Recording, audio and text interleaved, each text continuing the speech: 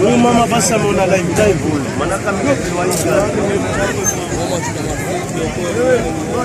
Acha kichukua video basi mambo ya kwa